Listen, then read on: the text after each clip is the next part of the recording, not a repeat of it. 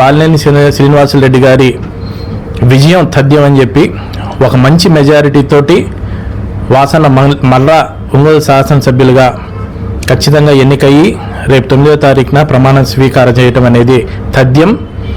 దీనికి ఎందుకంటే ఇవాళ ఈ విజయాన్ని గురించి మనం మాట్లాడుకోవటం కాదు, మరి 2019 తర్వాత వైఎస్ఆర్ కాంగ్రెస్ పార్టీ ఏర్పడిన తర్వాత మన ఎజెండా ప్రజా సంక్షేమమే అని చెప్పి గౌరవ ముఖ్యమంత్రి వర్యులు శ్రీ జగన్మోహన్ రెడ్డి గారు మరి వాళ్ళ స్టాండ్ చాలా క్లియర్గా చెప్పడం జరిగింది. ఆర్థికంగా మధ్యతరగతి కుటుంబాలని మన ఎదుగుదల కోసం, అంటే ఈ సమాజంలో అందరినీ సమానంగా ఆర్థికంగా వాళ్ళ BC, SC, ST, minority communities అందరినీ కూడా లిఫ్ట్ చేయటం అనేటువంటి ఒక ధ్యేయంతోనే ఈ ప్రభుత్వం పనిచేయడం జరిగింది. మరి దాంట్లో భాగంగా ఇవాళ ఒంగోలు నియోజకవర్గంలో కూడా దాదాపు 60,000 సంఖ్యలో సంక్షేమ పథకాలు వ్యక్తులుగా వాళ్ళు పొందడం జరిగింది. అంటే కుటుంబాల పరంగా కాదు, వ్యక్తుల పరంగానే ఒక 60,000 మందికి మనం ఏదైనా సరే ప్రభుత్వం నుంచి నవరత్నాల పథకాల ద్వారా లబ్ధిదారులుగా ఎంపిక కావటం జరిగింది. మరి ఎక్కడ కూడా కుల మతాలకి భేదంగా అందరికీ కూడా 5 సంవత్సరాలు కూడా ఈ సంక్షేమ పథకాలు అనేది ఇవ్వటం అనేది ఖచ్చితమైనటువంటి ఆ కుటుంబంలో మార్పు దిశగా వెళ్ళటం, వాళ్ళు మహిళలు పెద్ద ఎత్తున వచ్చి ఇవాళ ఓటింగ్ జరపడం అనేది జరిగింది.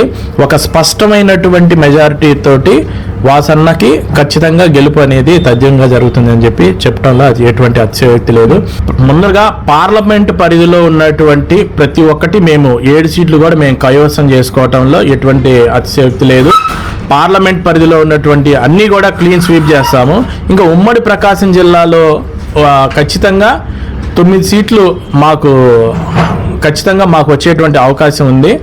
అదేవిధంగా మనం రాష్ట్రంలో 105 నుంచి 120 సీట్ల లోపల 105 సీట్లు అనేది కనీసం అన్నమాట. ఎందుకంటే మనకున్నటువంటి అవగాహన మేరకు రాయలసీమ, గ్రేటర్ రాయలసీమ పరిధిలో ఖచ్చితమైనటువంటి మెజారిటీ చూపించగలుగుతున్నాం. ఉత్తరాంధ్రలో కూడా సాటిస్ఫాక్టరీగా ఎలక్షన్ జరిగిందని అక్కడ ఉన్నటువంటి వాళ్ళు కూడా చెప్తున్నారు. కాబట్టి 105 సీట్ల నుంచి స్టార్ట్ అయ్యి 125 సీట్ల దాకా ఖచ్చితంగా జగన్మోహన్ రెడ్డి గారు స్వీప్ చేస్తారనేటువంటి నమ్మకం మాకుంది. అదేవిధంగా రాష్ట్రంలో మరోసారి జగన్మోహన్ రెడ్డి గారు ముఖ్యమంత్రి మనకు అందరికీ అవసరం లేదు. దీనికి మహిళలు మాత్రం పెద్ద ఎత్తున జగనన్నకి ఓటేయాలని చెప్పి ప్రతి పథకం తీసుకున్న, అమ్మఒడి పథకం తీసుకున్నటువంటి మహిళ కానివ్వండి, 5 సంవత్సరాలు అంతో ఎంతో జగన్మోహన్ రెడ్డి గారు ఇచ్చినటువంటి పథకాల ద్వారా ఆర్థికంగా మేము వెసులుబాటు పొందున్నాము. ఖచ్చితంగా దాని యొక్క రుణం తీర్చుకోవాల్సిన అవసరం మాకుంది. ఖచ్చితంగా మీకు అందరికీ కూడా మేము ఓట్లు వేసామని చెప్పి ఎలక్షన్ జరిగిన ఈ 20 days గ్యాప్ వచ్చింది కాబట్టి ప్రతి ఒక్కళ్ళు కూడా ఫోన్ చేసి చెప్తున్నారు. ప్లస్ ఎక్కడ మేము కనిపించినా సరే ఓటింగ్ జరిగిందని చెప్పి వాళ్ళ యొక్క విశ్వసనీయత మేము చూపించామని చెప్పి గట్టిగా చెప్తున్నారు. కాబట్టి ఖచ్చితంగా మేము కూడా ఇంత కాన్ఫిడెంట్గా చెప్తున్నాము. ఇక్కడ వాసన కానివ్వండి, పైన జగన్మోహన్ రెడ్డి గారిని కానివ్వండి ఆపేటువంటి శక్తి ఎవరికీ లేదు. రాబోయేటువంటి 5 సంవత్సరాలు కూడా ఈ మార్క్ పరిపాలన కొనసాగిద్ది ఖచ్చితంగా. ఎందుకంటే మేనిఫెస్టోనే నాకు భగవద్గీత, మేనిఫెస్టోనే నాకు ఖురాన్, మేనిఫెస్టోనే నాకు బైబిల్ అంటున్నారు. ఈవెన్ ఈ కంటిన్యూటీ మేనిఫెస్టోనే మా జగన్మోహన్ రెడ్డి గారు ఎలక్షన్ కమిషన్ కూడా సబ్మిట్ చేశారు. మరి టీడీపీ వాళ్ళు సూపర్ 6 పథకాలు చెప్పారు, కానీ వాళ్ళు చిత్తశుద్ధి ఉండుంటే వాళ్ళు ఎందుకు మేనిఫెస్టోని అక్కడ అప్లోడ్ చేయలేదని కానివ్వండి, మేనిఫెస్టోని ఎందుకు ఉమ్మడి మేనిఫెస్టో అన్నారు, బీజేపీ దానికి సపోర్ట్ చేయని విధంగా వాళ్ళు బిహేవ్ చేశారు. అలా ప్రజలందరూ చూస్తున్నారు. మరి కేంద్రం సపోర్ట్ జగన్మోహన్ రెడ్డి గారు మళ్ళీ ఒకసారి ముఖ్యమంత్రి అవుతారన్న విశ్వాసం మా అందరికీ ఉంది. మరి ఈ టీడీపీ వాళ్ళు కానివ్వండి, ఇతర కొంతమంది వాళ్ళ యొక్క అంటే ఓటింగ్ జరిగి 1 గంట కూడా కాలేదు, ఎటువంటి పోలింగ్ సంబంధించినటువంటి పర్సంటేజీలు బయటికి రాకముందలే వాళ్ళు కూటమి గెలిచేసింది అక్కడ అంతా ఇక్కడ ఇంత అన్నారు. మళ్ళీ పర్సంటేజ్ తెలుసుకొని పోల్ పర్సంటేజ్ తెలుసుకున్నారు. మహిళలు పెద్ద ఎత్తున ఓటింగ్ జరిగిన తర్వాత వాళ్ళ యొక్క గ్రావిటీ కూడా తగ్గించుకొని అప్పుడు మళ్ళీ వాళ్ళు యూటర్న్ తీసుకోవడం జరిగింది. కాబట్టి ఇవాళ ఒంగోలు నగరంలో అయితే ప్రత్యేకంగా మహిళలు ఎవరైతే నివేశ స్థలాలు లేవో, నివేశ స్థలాల కోసం ఎంతైతే ఇబ్బంది పడుతున్నారో మనందరం చూసాం. దగ్గర 2 సంవత్సరాలు 2019-20 నాటికి మనకు వచ్చినటువంటి అప్లికేషన్ సంఖ్య 25,000. అంటే 25,000 కుటుంబాలు ఇక్కడ మాకు నివేశ స్థలాలు లేవని చెప్పి ఇక్కడ అప్లై చేసుకోవడం జరిగింది. దాంట్లో 20,000 మందికి మనం పక్కా గృహాలు వాసన ఇప్పించడం జరిగింది. మరి ఇంత మంచితనంతో ప్రతి ఒక్కరిని గుండెల్లో పెట్టుకునే చూసుకునేటువంటి వాసనకు ఓటు వేయకుండా మేము ఇంకెవరికి వేస్తామని చెప్పి జనం అందరూ అడుగుతున్నారు. అసలు బయట జరుగుతున్న దానికి లోపల ఓటర్ చేసిన దానికి ఎటువంటి పంతనా లేదు. మరి ఈ నివేశ స్థలాలు మా కోసం వాసన ఇచ్చాడు. మరి మళ్ళీ వాసనను గెలిపించుకుంటేనే మేము పక్కాగా అక్కడ ఉన్నటువంటి గృహాలు కట్టుకోగలుగుతామన్నటువంటి క్లారిటీ ప్రతి మహిళకి ఉంది, ప్రతి గృహిణికి ఉంది. సో దానివల్ల వాళ్ళందరూ కూడా పెద్ద ఎత్తున మాకు ఓటింగ్ చేశారని చెప్పి మేము నమ్ముతున్నాము. ప్రతి వార్డులో కూడా 200కి తక్కువగా ఏ వార్డులో కూడా నివేశ స్థలాలు ఇవ్వడం జరగలేదన్నమాట. ప్రతి 200కి మినిమం 200 పైనే ఉంటారు ప్రతి ఒక్క డివిజన్లో కూడా. మరి వీళ్ళందరూ కూడా వాళ్ళకున్నటువంటి ఆశ నెరవేర్చుకునే విధంగా వాళ్ళందరూ ఓటింగ్ చేశారు. ఖచ్చితమైనటువంటి మెజారిటీ వచ్చింది, దాంట్లో ఎటువంటి సందేహం లేదు.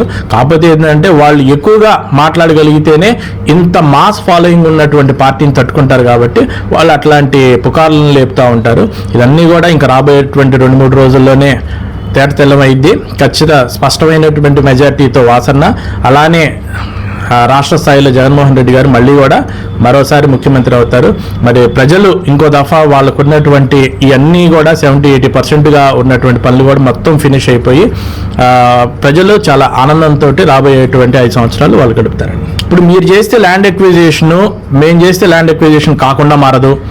లేదు, ఏ పార్టీ అయినా సరే అక్కడ మనకున్నటువంటి గైడ్ లైన్స్ తోటే మనం ఇట్లాంటి పెద్ద ఎత్తున నిర్వహణలు జరుపుతాం.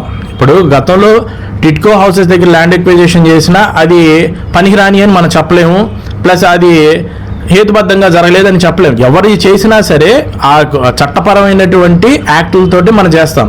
దట్టు అక్కడ వచ్చి ఈ వ్యవస్థలో ఎప్పుడు లేని విధంగా రిజిస్ట్రేషన్ ప్రక్రియ, ఇప్పుడు మీరు అక్కడ ఆన్లైన్లో CCLAలో ఇదంతా రిజిస్టర్ అయిపోయి ఉండేది.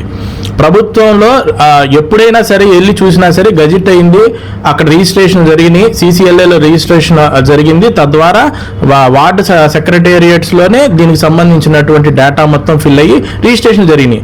ఇంకా కేవలం రాజకీయ అవసరాల కోసం ఏదంటే అది మాట్లాడి ప్రజల్ని తప్పుదో పట్టించే విధంగా వాళ్ళు ట్రై చేస్తున్నారు తప్పితే ప్రజలు చాలా స్పష్టంగా ఉన్నారు. ఎందుకంటే ఇవాళ ప్రతి కుటుంబంలో కూడా చదువుకున్నటువంటి పిల్లలు ఉన్నారు. మీకు ఇచ్చేటువంటి బాండ్స్లో కానివ్వండి, మీకు ఉన్నటువంటి వెబ్సైట్లో డేటా నుంచి కానివ్వండి, ఏ ప్రక్రియ ప్రకారం ఇదంతా జరిగిందనేది ప్రతి కుటుంబంలో ప్రతి ఒక్క పిల్లోడు చదివి వాళ్ళ తల్లిదండ్రులకు వినిపించడం జరిగిందన్నమాట. వాసన మీద బురద తల్లి తప్పుడుదో పట్టించేటువంటి ప్రయత్నం తప్పితే ప్రజలు ఎక్కడా కూడా దాన్ని విశ్వసించలేదు. మీరు ఏదైతే రిజిస్ట్రేషన్లు అప్పుడు మీకు ఒక అవగాహన ఉండిద్ది, ప్రజలు ఎంత ఆసక్తికరంగా వచ్చి వాళ్ళు రిజిస్ట్రేషన్ ప్రక్రియ పూర్తి చేశారనేది పత్రికా విలేకరులకు కూడా ఒక అవగాహన ఉండిద్ది. కాబట్టి ఏదో చెప్పాలని చెప్పడమే తప్పితే టీడీపీ వాళ్ళు కానివ్వండి దీంట్లో ఎటువంటి అవకతవకలకి ఛాన్స్ ఉండదు. అవన్నీ చట్టపరంగా జరిగినటువంటి రిజిస్ట్రేషన్లు కాబట్టి దాన్ని ప్రజలు నమ్మటం జరిగింది. దానికి ఆ ఎపిసోడ్కి కంటిన్యూటీ కానీ కృతజ్ఞతతో భారీగా మహిళలు పోలింగ్ చేయడం జరిగింది. దీన్ని మేము బలంగా నమ్ముతున్నాము. ఖచ్చితంగా మీరు దీని పవర్ రేపు రిజల్ట్లో చూస్తారు.